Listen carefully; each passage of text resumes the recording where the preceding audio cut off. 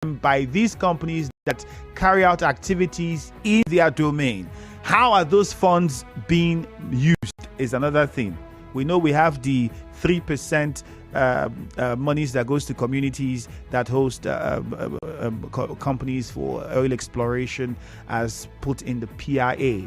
How has that even been managed? All of this makes for great conversation. Let's get on now to Mr. Kolawole Oluwadari. Sir, you're welcome. Good morning to you. Good morning.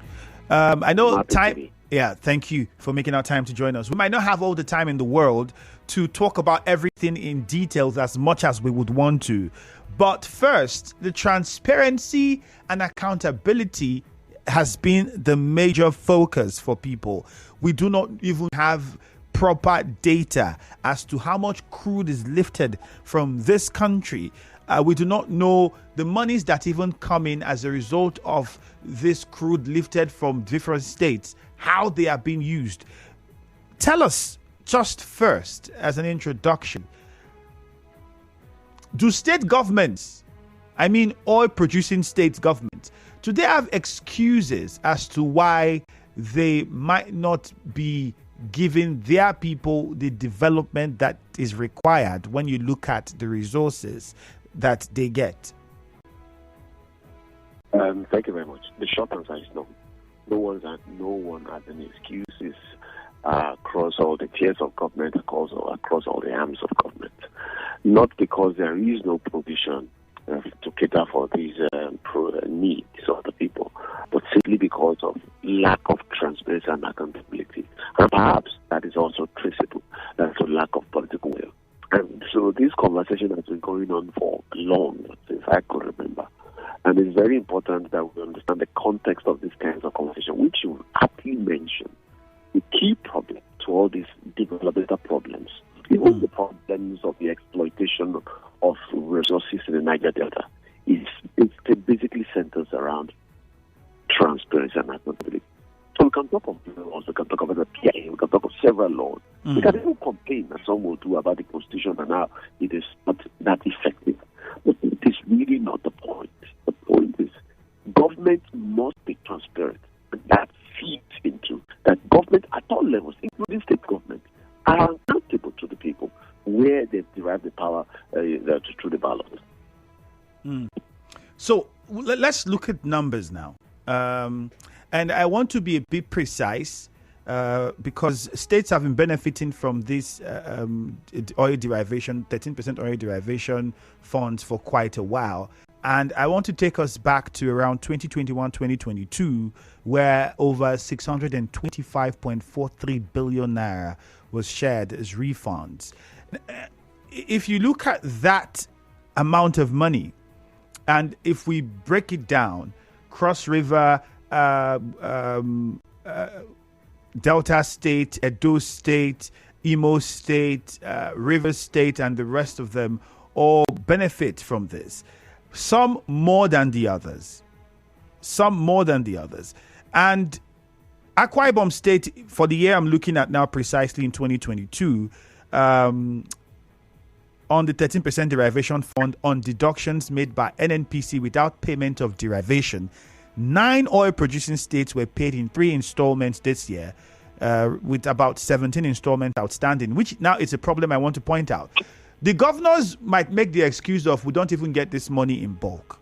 I don't know if that's excuse enough. But over the years, monies that have been made, if you want to even look at River State, runs into hundreds of billions of naira.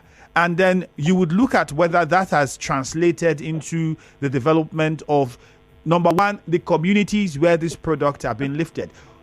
What really is the problem and why is it difficult? Because even the state governments are asking for more. If we remember from the PIA Act, the argument that even came when we were talking about how many percent should go to communities, from 10 to 5 to 3. But then the monies that have been coming before then, questions were asked about how are they being utilized. So tell us now, what can or what should be done to ensure proper and adequate utilization of these funds?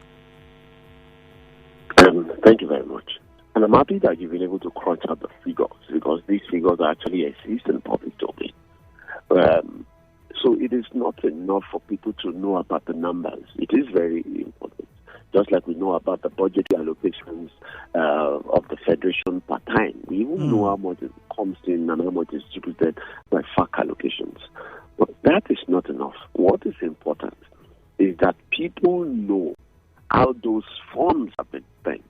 And people also know the basis, which is the reasons why those funds are allocated. We would understand that within political economics, of course, our needs are unlimited, but the means of achieving those needs, of course, are the ones that are limited. Which is why governments, whether state, local, or federal, they are holding power on behalf of the people to determine, based on what the people want, who gets what, when, and how. That is very important. So it means that the governors of these all producing states, to put it in context, receive this allocation on behalf of the people from the federal government. And they should use those funds based on the needs of the people. So it is not what the governor thinks per time it is right. He is acting on behalf of the people. So the needs of the people must be paramount. And that means that there must be transparency and accountability for people to give feedback enough to say, this is what we need per time. So the governor of that state is making decisions based on the harmonization of the needs of everyone and prioritizing what is of interest to the people. Again, not what is of interest to him or her. But unfortunately, what we've seen mostly is at best can be regarded as some form of tokenism, where government does something, maybe some kilometers of roads, and even that much more sometimes to commission those roads than even because of production itself of doing the road. And so that people celebrate, which is fine, but it is not enough to see the roads that have been built. How much of resources have come in? What was the criteria why that particular road was done based on various needs of the people? And I think that is very, very important, which is why conversations like this is not driven by politics, tribe, or religion, but to educate the people to understand what governance is about. And I think that is something we cannot discuss enough. So it is not an excuse that perhaps the state governments from the oil producing states did not get the money involved. That is another conversation entirely. But what is much more important is how are they using those funds? And the methodology of using the funds is as important as the outcome of the use of those funds for the people. And that is very important. Okay, I had to cite that out because if you had listened to some of the complaints from the governors of some of these states, that is one major thing they say. It's not like we paid the money. But if you even go back to around March, reports around March suggested that the 9 oil-producing states shared another about 900 billion naira from the Federation's account through the 13% derivation formula. That was around March 2022 when that came out. And one critical thing in that in the document that Serap had put out during that conference was, I found in all of it, was mismanagement. If there are laws and certain ways to which this money should be applied, who should be ensuring that they are applied according to what the law says? And why are we not hearing that process being followed and nobody questioning it? Because whether the monies, what the money should be used for and how it should be used, these things are all contained and what purposes these derivation funds are for. And this is only for the derivation funds. There are other funds that also come that also come into the state at different times for different purposes. And whether as at September, if I'm not mistaken, thereabout, there were talks about even monies that came in from subsidy, Shopee. The list goes on and on. Paris refund and all of that. The mismanagement of these funds is something that Sarah highlighted the most. How can we sort that problem? How can we solve it? Thank you very much. It is very important that the people are educated enough to own the advocacy for good governance. And it also includes understanding enough of governance to discard elements of tribe politics or religion, which actually mars the advocacy of the people for good governance. And I'm happy you've mentioned this. You've spoken about laws. I've always said this, and this is very clear, that the challenges we have in governance, it's not about the lack of laws. Of course, laws and order are not perfect. They are supposed to be a tool of social engineering, and they are changed from time to time. So we have adequate legal framework as it were that guides all the actions of government. You have mentioned some streams of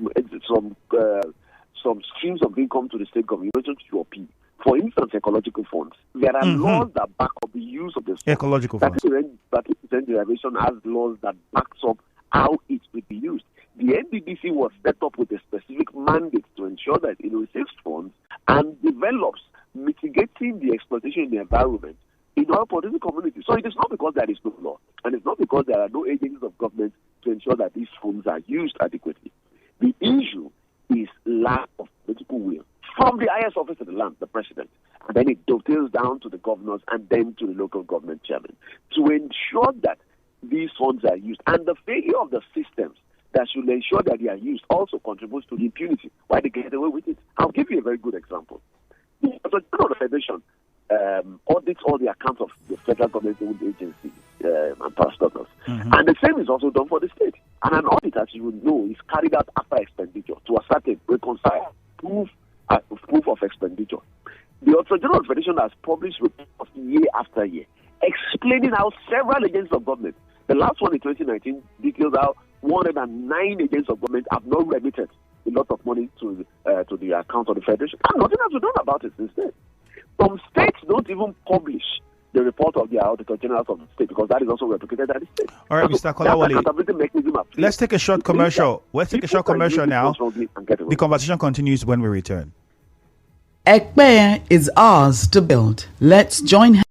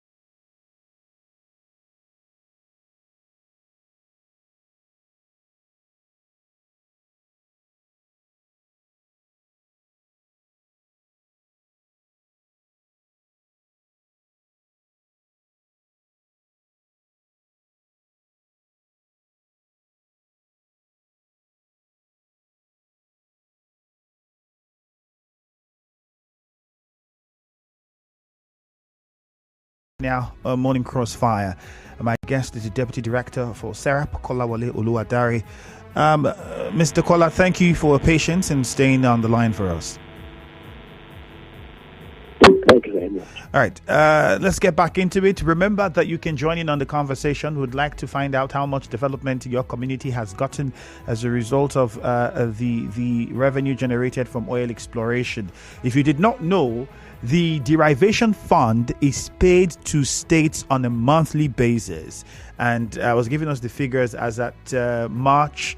Over 970.20 billion naira was shared by the states according to the derivation formula. Abia, Akwa Ibom, Anambra, Bayelsa, Delta, Edo. By the way, Akwa Ibom state, I think, is the state that has the largest among the states with oil in Nigeria. Over 30% of the total oil produced daily. Also report that the Akwa Ibom contributes one of the highest percentages. If you also go back some months ago, another 625 plus billion was shared, and all of those funds were basically meant, the derivation funds for oil producing states, it was meant to assist oil producing communities in tackling, number one, environmental pollution, degradation, also for provision of basic amenities like healthcare, potable water, roads, economic empowerment of people living in that community.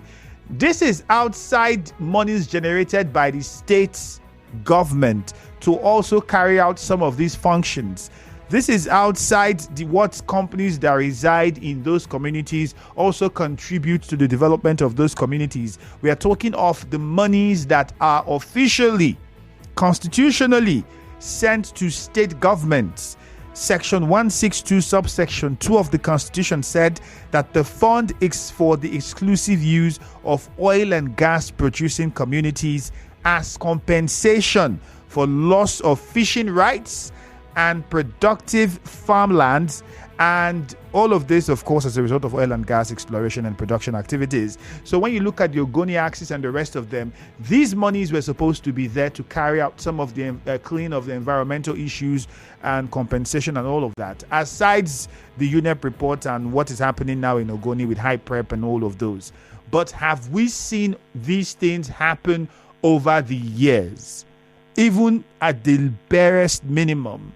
Mr. Kolawole, you were on a train of thoughts talking about this, so I would allow you to conclude with it before we get on with more questions. How do we resolve this? I think public education, citizen education, is a key part of resolving it. This is why conversations like these, facilitated by your organization, is very important. We can assume that the people know. We can assume they understand. But that assumption is likely. And we've seen that through the discussions with citizens, even in the voting pattern, the participation in politics. People do not know as they ought to know. And that means conversations like these educate the people to understand that within the context of legality, advocating for good governance is not politics. It is not about tribal religion. It is about demand for good governance, no matter how you voted or your personal feeling towards those in government. And so you've given out figures, for instance. You mentioned how much has been shared within this year to states and the use, and even the legal basis, the constitutional basis of how those funds can be used. Do the people understand this?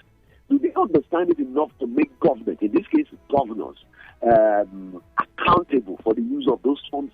Or perhaps we still thank governors and thank them profusely when they do roads and construct buildings because you don't understand. These funds were meant for that purpose. And we should be able to hold those in power accountable for the use of those funds. And that includes basically the methodology. We need to ask questions. How come you are doing 16-kilometer length of roads? How did you arrive at it? Was that the basic thing? And so that process is much more important than the outcome if you ask me.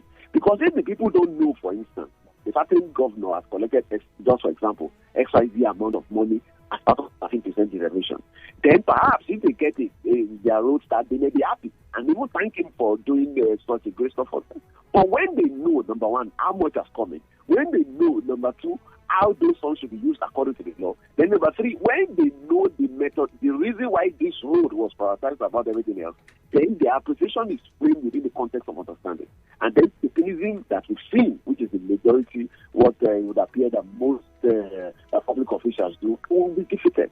So that is why citizen education is very important. And you would see this in the way we participate in politics. Nigerian political participation is very high. They only will participate with the same intensity and consistency in governance and advocacy of good governance. I think those who are in office to hold them accountable. Okay.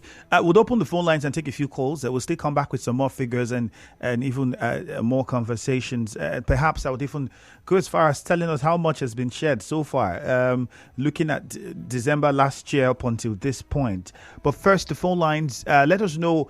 Talk to us about if your community is an oil-producing community. What is the state of that community? What is the situation? Do people in that community know how much comes in as in the form of oil derivation and how much should be going to their states? Because when the monies come from the federal government, Mr. Kola, if you'd educate us even more, the idea is now it comes in, then the communities in the states, the state government, it is now their responsibility to now set up the committee. In some states, I know that in Ondo State, they have something of that nature, Isopadec. That is birthed from the Osopadec, which is the Ondo State Oil Producing Areas Development Commission. And now it breaks down to the communities in the state where these resources come from, and then we see how those communities get this amount and that amount, XYZ amount. These monies, do they go to the local government chairman? What exactly, how does that work? Hello, Mr. Kola. Hello. I can hear you.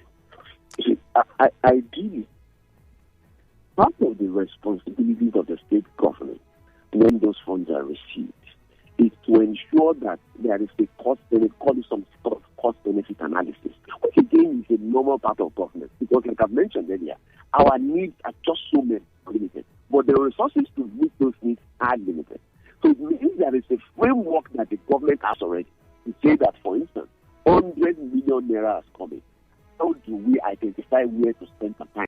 Knowing that in a particular state, there are also specific and regions that are producing oil. Knowing also that the level of environmental degradation and the negative effect ranges from one location to another. Those ideally should be part of the indices that government will use to prioritize the spending. And that is a basic thing for why we have such a commission at the state. So from SERAP's investigation, can you tell us, Mr. Kolawole, from SERAP's investigation, can you tell us, just a correction though, the Isopadec is for Imo State, so people don't get it confused. I was trying to talk about something on those states where they have Isopadec, and then at the state level, when these monies come, they also have another commission put together that has all the communities in that state that are affected by these exploration activities and how the money is distributed across to those communities and how they are used. From the investigations of SERAP, before coming out with the documents that you came up with, were you able to establish whether or not these oil producing states have any of such structures where when they get the 13% derivation fund, locally now, there's also a way this money is used to directly impact those communities that are affected for which the money was meant for? What we found from the research is that large these structures, when I mean institutions exist, but the problem is lack of transparency and accountability, like I pointed out earlier. So it is not about whether these structures exist. We have the NDDC. The NDDC has existed at the federal level for a long time. But the lack of transparency and accountability in the use of the funds is the real problem. So you have mentioned some of the salient compositions of community members in those development commissions. But do the community members really understand why they are there? They should know they are part of the structures of these development commissions because of transparency and accountability. They are not there so that they can eat or chop budget. And that is why I'm talking about citizen education communities. Don't forget, those who are representing communities on that board, they are chosen for their communities to represent them. So it is all part of the transparency and accountability process so that people can know, they can tell their people, 100 million naira came in this month, and this is how we are going to spend it. This is how the government arrived at where they will spend what they will do. This is the plan we have for the next few months. All right, we'll come to the community level. It shows that it's not as fair. All right, we'll come to the community level. Let's get to a few calls now. Robin is in a chair. Oh, we lost that call. The numbers are 0817-923-0007 and 0817-923-0003. Now, even at the community level, people who are, for instance, with the PIA and the 3% funds that to go to communities for developments, cooperatives that to be put up, development trust funds and all of that. Members of these committees, who are the members? What are the interests of these people? Somehow, you still see political affiliations and political godfathers have their people in those positions. And then maybe if 100 billion is what is coming, they only send 100 million or 20 million and do a few things. And the people think is hurrah, but then the information doesn't really get down to the people as it ought to. The numbers again are 0817-923-0003 and 0817-923-0007. Do you even know how much your community gets as an oil producing community and what is it used for? Do you see the benefits of the oil derivation funds in your community as an oil producing community? What is the situation there? Let us know, and we'll be taking some of those calls now. Our messages on Facebook and WhatsApp. The number on WhatsApp is 0809 030 6416 0809 030 6416. And this one says, good morning. I'm from Egni, Engeni, part of Onelga. You'll be shocked to know that nothing on ground in Obagi, Ogbogu, Obite, and the other communities in the concentric circle. Apart from electricity and pipe-on water and few roads by the NDDC, my people are wallowing in despair. Other areas in the state, especially Obekwane, who don't produce crude oil, are the ones enjoying infrastructural facilities. We are cheated, overbearingly cheated. Okroma Godwin Chooks sent that one in. Jonathan is in Rumolumeni. Okay, let's move on to Temple. Temple, good morning. Good morning, the very distinguished agent. Right. Once again, Go ahead. you for this wonderful program. Go ahead. In as much as I'm concerned, I am from an oil producing community, precisely. And the Umecha happens to produce the best oil and gas, is on record. Since 1958, only was in the community. I can tell you for free that nothing we can hold that we are proud of benefiting in the oil drilling that is going on in Umecha community. In as much as the cluster we had before the CIA came on board, with an indigenous of my community, I don't even know how much we are receiving at that time. The level of the resources coming to my community, as will I say, is huge, but it cannot be compared to the oil and gas that is leaving the shores of Umechen community. We are a community that has more than 100 and something oil ahead. Not even the shores. All right, Temple. Not even health center. Not even women and the only thing we can benefit was addressing is the water. We can go to community. Okay, Temple. Let's move on to good luck now in Andoni. Thank you, Temple. Good luck. Good morning. Good morning, brother. Yeah, you're welcome. Talk to us. Good luck.